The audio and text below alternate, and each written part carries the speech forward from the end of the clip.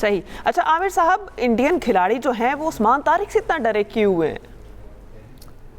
देखिए, बड़ा मैच है, एक्सपेक्टेशंस बहुत ज़्यादा होती हैं, तो वो थोड़ा बहुत तो प्रेशर होगा। लेकिन इसमें ये कहूँगा कि जो पाकिस्तान ने आज टॉस जीता, अगर आप इंडिया का ऑफ लेट रिकॉर्ड देखें इस वर्ल्ड कप में, तो उन्होंने 2 जो एसोसिएट मेंबर्स हैं उनके खिलाफ डिफेंड किया, लेकिन बड़ी टीमों के खिलाफ इन्होंने इतना अच्छा डिफेंड नहीं किया हुआ। और मैं समझता हूं कि इस पिच के ऊपर ये थोड़ा सा डबल माइंडेड रहेंगे, किस तरह का टोटल जो है वो काफ़ी होगा इनकी बॉलिंग के लिए डिफेंड करना। सो आई थिंक पाकिस्तान को ये बहुत बड़ा एडवांटेज है। और जो सलमान ने कहा कि अगर आपको अर्ली विकेट्स मिल जाती हैं तो और ज़्यादा जो है इंडिया के लिए मुश्किल हो जाएगा इस मैच के ऊपर, क्योंकि कंडीशंस जो हैं वो पाकिस्तान के लिए काफ़ी ज़्यादा माफक हैं। मौजूद है सलमान भाई, जिस तरह से बात कर रहे थे अर्ली विकेट्स की, तो क्या समझते हैं पाकिस्तान को किस अटैक के साथ जाना चाहिए? और टीम कॉम्बिनेशन कोई तब्दीली नहीं की गई, इसको किस तरह से देखते हैं? देखिए, ये अलामत है कॉन्फिडेंस की। जो आपकी प्लेइंग 11 है, दोनों मैचेस आपने जीते हैं, और जो भी कंडीशन गिवन है इस पिच की हम बात करें जिसके ऊपर ये मैच होने जा रहा है, तो आपके कप्तान को, आपके कोच को लगा कि यही प्लेइंग 11 के साथ हमने आगे जाना है। अब शाहीन ने गेंद कर रहे हैं, उनके साथ फ़हीम को भी करा सकते हैं। अगर किसी स्पिनर के साथ इब्तिदा करना चाहें तो ऑफ स्पिन ऑप्शन आपके पास सलमान अली आगा खुद हैं। साइम अयूब को हमने देखा कि वो नया गेंद करते हैं, बहुत सारे मैचेस में सक्सेसफुली किया है, अप फ्रंट पाकिस्तान को विकेट दिलाई हैं। इसी तरह अगर कोई और सरप्राइज़ का एलिमेंट जो अभी हमारे शो में भी डिस्कस हुआ है कि उस्मान तारिक को भी आप अप फ्रंट ला सकते हैं, लेकिन मुझे नहीं लगता कि उनके साथ स्टार्ट होगा। मुझे लगता है कि इट मे भी अगर कोई स्पिनर आया तो शायद साइम अयूब वो होगा जो नया गेंद करेगा, वरना ये सलमान भाई साइम के किरदार को किस तरह से देखते हैं? साइम को माजी में मैचेस भी देखे हैं, बैटिंग में भी अच्छा परफॉर्म किया और खासतौर पर बॉलिंग में विकेटें निकालते रहे एशिया कप में। देखिए, ऑलराउंड कारकर्दगी उनकी बड़ी ज़बरदस्त रही है, लेकिन for my liking I think वो जो 20-25 करते हैं बहुत उम्दा कंट्रोल में खेलते हुए लगते हैं और उसके बाद एक रैश शॉट खेलते हैं। इस वर्ल्ड कप में जो कह लीजिए कामयाबी की कुंजी रही है टीम्स के लिए, वो ये है कि जो बैटर सेट हो जाता है वो लंबा खेलता है, वो आखिर तक जाता है, एटलीस्ट 15 ओवर के आगे वो टीम को लेकर जाता है, और वो टीमें ज़्यादा मैचेस जीत रही हैं। सो ये वो रोल है जो पिछले मैच में आपको साहिबजादा फरहान ने करके दिया था, उन्होंने 70 से ज़्यादा रन बनाए थे।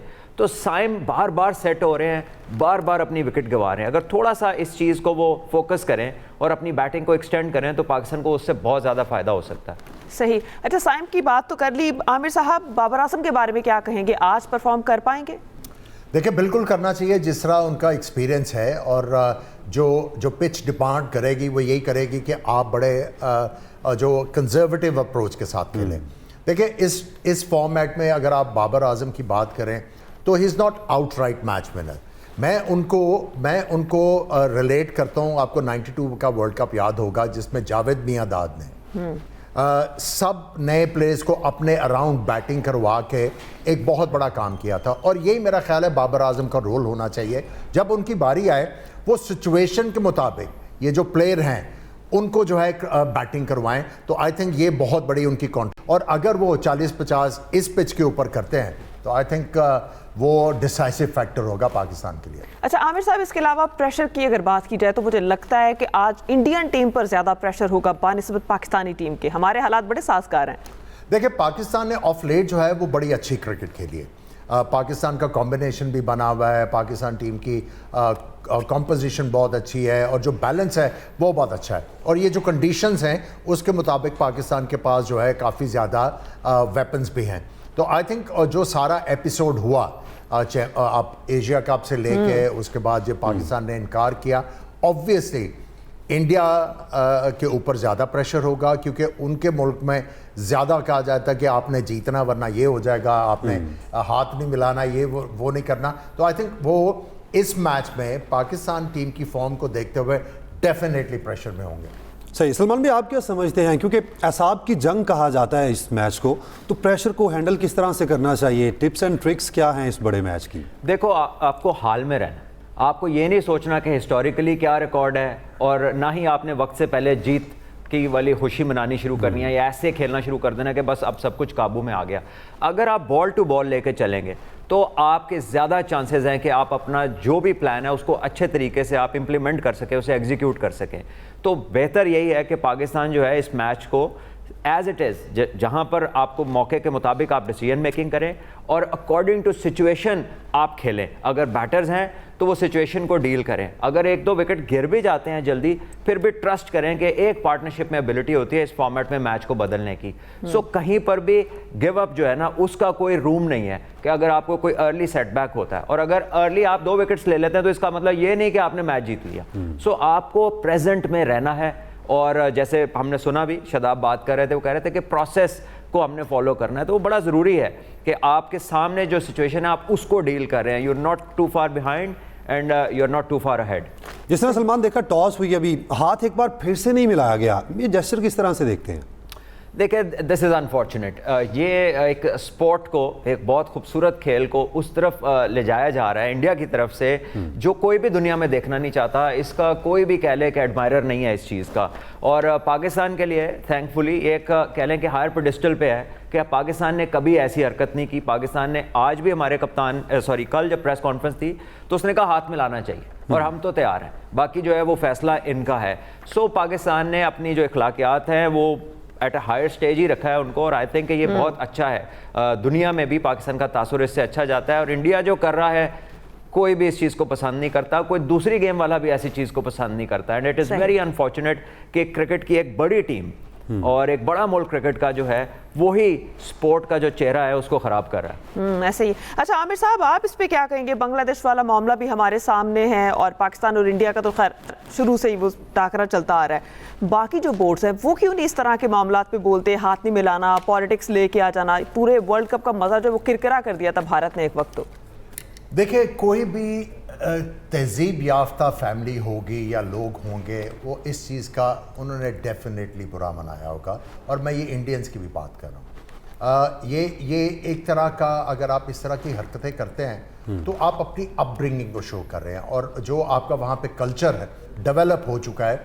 आप उसकी रिप्रेजेंटेशन कर रहे हैं जो लोगों को पसंद नहीं आती। आई थिंक इंडिया में भी लोग होंगे जिन्होंने इसके बारे में जो है गलत फील किया होगा कि ये गलत हुआ है। और जहाँ तक दूसरे बोर्ड्स की आप बात कर रहे हैं, जो पाकिस्तान ने इस दफ़ा इकदाम उठाया है, आई थिंक उससे दूसरे क्रिकेट बोर्ड्स भी हैं वो हौसला लेंगे कि अगर कोई गलत बात हो रही है उसके ऊपर वो बिल्कुल फाइट करेंगे, क्योंकि पहले सारे जो है दबे हुए थे। अब चूंकि पाकिस्तान ने लीड किया है द वे, उसके बाद आप देखेंगे बाकी जो क्रिकेट बोर्ड्स हैं वो भी कहेंगे कि नहीं, हमारा भी ये वाला हक है, हमें ये मिलना चाहिए।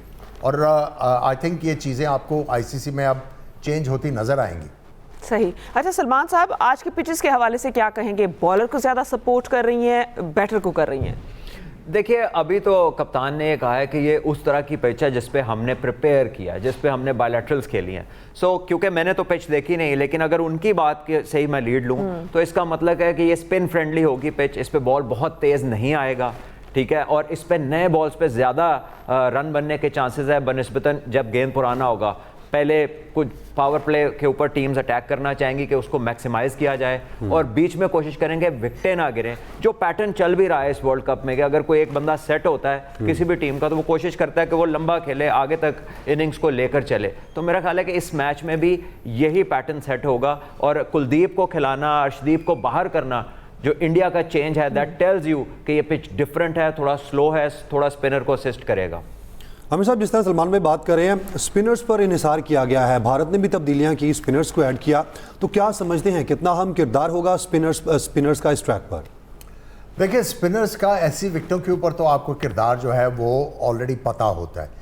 इस पिच के ऊपर जो चैलेंज होगा वो बैटर्स के लिए होगा कि स्पिनर्स को डील किस तरह करना है, कौन से मेथड के साथ आपने बाहर जाना है, कौन से माइंडसेट के साथ आपने बाहर आना है, और पिच के ऊपर आपने उनका मुकाबला करना है। देखिए, जो हमने इस वर्ल्ड कप में चीज़ देखी, जो पैटर्न है वो ये है कि 100 रन तो बड़ी जल्दी हो रहे हैं, और उसके बाद जो 10वें ओवर के बाद एकदम से स्लंप आता है बैटिंग में, आपने उसका ख्याल रखना है। यहाँ पे आपने लालच नहीं करना। आपके सामने जो है रिकॉर्ड पड़ा हुआ है कि 160 जो है यहाँ पे पार स्कोर है, और अगर आप 160 से नीचे इंडिया को रिस्ट्रिक्ट करते हो तो आपका जो है वो चांस बहुत बड़ा हो जाएगा जीतने का, और उसके साथ साथ ये होगा कि बैट्समैनों के ऊपर से प्रेशर जो है वो ख़त्म होगा। देखिए, पाकिस्तान के पास 6 स्पिनर्स हैं, इंडिया के पास तकरीबन 4 स्पिनर्स हैं, उनका एक आधा बैटर भी जो बॉल कर लेता है। सो आपको ये बता रहा है कि ये पिच जो है यहाँ पे स्पिनर्स का किरदार होगा। और ये वाली पिच जो है, अगर इसके ऊपर फास्ट बॉलर्स भी कटर्स फेंके और थोड़ा सा खिंचा हुआ गेंद करें तो उनको भी हमने देखा विकेटें मिल रही हैं। सो सिर्फ स्पिनर के ऊपर इन्हिसार नहीं है आपकी। अगर फास्ट बॉलर आपने खिलाए हैं, फ़हीम अशरफ है आपके पास, वो कटर्स बहुत अच्छा फेंकते हैं। अगर शाहीन भी जो है वो समझदारी से बॉल करते हैं, तो फास्ट बॉलर्स भी यहाँ पे हमें विकेट लेते हुए दिखाई दिए हैं। सही। सलमान, आप क्या समझते हैं जो पैटर्न चल रहा है उसके अकॉर्डिंग पाकिस्तान को किस गेम प्लान के साथ जाना चाहिए मैच में? वेल, आई थिंक पाकिस्तान का गेम प्लान सिंपल है। या तो अगर स्पिनर के साथ जाते हैं तो मुझे लगता है साइम अयूब के साथ जाएंगे पहले पावर प्ले के अंदर, क्योंकि उन्होंने ही अभी तक जितनी बायलैटरल्स में अगर किसी भी स्पिनर ने नया गेंद किया तो साइम अयूब ने किया। So probably he is the only one जो प्रिपेयर्ड है इस सिचुएशन के लिए। और अगर वो समझते हैं कि नहीं फास्ट बॉलर के साथ जाना है, वो भी आपके पास दो ही ऑप्शंस हैं, एक शाहीन है और एक फ़हीम है। फ़हीम इसलिए भी उसकी तरफ कह लीजिए कप्तान का वोट जा सकता है कि उन्होंने अभिषेक को आउट किया हुआ है। एशिया कप के अंदर जब उन्होंने नया गेंद किया था तो अप फ्रंट उन्होंने ही अभिषेक की विकेट ली थी। So again it's the pick and choose कि वहाँ पर कप्तान क्या समझता है कि मैं किस चीज़ के साथ जाऊँ, that will lead the course के आगे फिर वो क्या होता है। और बाकी प्लान तो सिंपल है, अगर आप चेस करने जा रहे हैं तो फिर आपने रिस्ट्रिक्ट करना है जो पार स्कोर है उसके अंदर। अगर वो पार स्कोर से आगे निकलती है बात तो फिर प्रेशर आएगा आपकी बैटिंग साइड के ऊपर, फिर वो ज़रा टेस्ट होगी, उनकी स्किल, उनका टेम्परामेंट टेस्ट होगा। सही। अच्छा सलमान साहब, भारत के कौन कौन से ऐसे खिलाड़ी हैं जो आज टफ टाइम दे सकते हैं और कौन से ऐसे खिलाड़ी हैं बेटर हैं जिन्हें अगर पहले आउट कर दिया जाए तो हम थोड़ा सा सुख का सांस ले सकते हैं? देखिए टॉप 3 कह लें 2 या 3 विकेट्स अगर आपको पावर प्ले में मिलती हैं। ईशान किशान बहुत फॉर्म में है, अभिषेक शर्मा आपको पता है बड़े एक्सप्लोसिव प्लेयर हैं। उसके बाद वन डाउन पे उनके कप्तान आते हैं, वो भी जो है आजकल फॉर्म में आ गए वापस। वो वर्ल्ड कप के अंदर उन्होंने बड़ी इंपॉर्टेंट इनिंग से आगाज़ किया था यूएसए के खिलाफ। लक का एलिमेंट था उनका, एक कैच ज़रूर छूटा लेकिन उसके बाद वो बहुत उम्दा खेले। सो देखिए किसी भी प्लेयर को यू कैन नॉट अलाउ कि वो आके 10 से 15 ओवर बैटिंग कर ले। अगर वो ऐसा करते हैं तो फिर एक अच्छा टोटल करने में वो कामयाब हो जाएंगे। सो पाकिस्तान, जैसे मैंने पहले कहा ना कि अर्ली इनरोड्स, आप पहले 6 ओवर्स के अंदर आपको 1 से 2 विकेट एटलीस्ट चाहिए, और अगर 3 मिल जाए तो फिर तो बहुत ही अच्छा है, ताकि वो टीम हर वक्त अपने आप को संभालने में लगी रहे, वो उस तरफ ना जाए जहां पर उन्हें लगेगा कि उनके लिए कंफर्ट जोन है और उनकी बॉलिंग के लिए वो टोटल बहुत अच्छा है। सही। आमिर साहब, आप किस तरह से देखते हैं, जिस तरह सलमान भाई बात कर रहे थे पिक एंड चूज के हवाले से, बड़ा मैच है, साहब की जंग है, पिक एंड चूज होनी किस तरह से चाहिए, किन खिलाड़ियों के साथ अटैक करना चाहिए, और जिस तरह भारतीय बैटिंग लाइन है, क्या समझते हैं टारगेट कहां तक सेट करने में कामयाब रहेंगे इन हालात में? देखिए पिक एंड चूज तो सबसे पहले यही करना है कि आपने नया बॉल किसको कराना है। जब आप ये डिसाइड कर लोगे कि ये वाली सरफेस जो है इन 2 बॉलर्स के साथ हमने जाना है इस सरफेस के मुताबिक, और उसके बाद आप इम्प्रोवाइज करते रहते हो। जो आप एक्सपेक्ट कर रहे हो, जो आपने पिच रीड की हुई है, अगर उसके मुताबिक वो बिहेव नहीं करती, then as a captain you have to improvise. और जो सबसे बड़ा चैलेंज होगा कप्तानों के लिए कि बॉलर्स को यूज़ किस तरह करना है, क्योंकि एक तरफ जो है बाउंड्री 79 मीटर्स की है, एक तरफ 68 मीटर्स की है। तो ये चैलेंज होगा कप्तान के लिए कि कौन सा बॉलर किस एंड से बॉल करेगा और बॉलर जो है वो बड़े दिल के साथ बॉल कर पाएगा। सही। अच्छा सलमान साहब, आज के मैच में हमेशा हीरो बनने का मौका मिलता है, तो आप क्या समझते हैं आज कौन कौन हीरो बन सकता है परफॉर्मेंस को देखकर? देखिए कोई भी बन सकता है, जो मैच जिताने में अपना किरदार अदा करेगा वो इसमें मैच का भी हीरो बनेगा।